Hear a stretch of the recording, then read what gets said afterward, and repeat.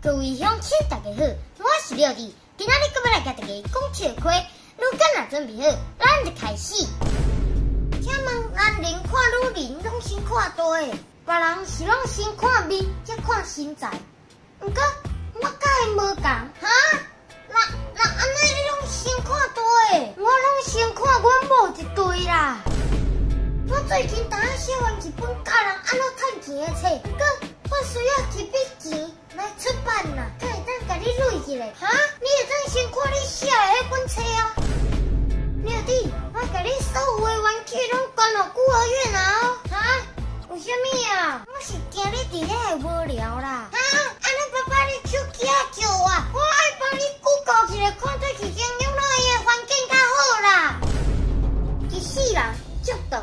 若见着人，每工拢是煎熬；一世人足短，若见着人，此生拢无够用。影片到这结束啊！恁若介意这影片，请分享出去，顺续订来看。廖弟 Camber 每礼拜暗时6点准时发布影片，刷。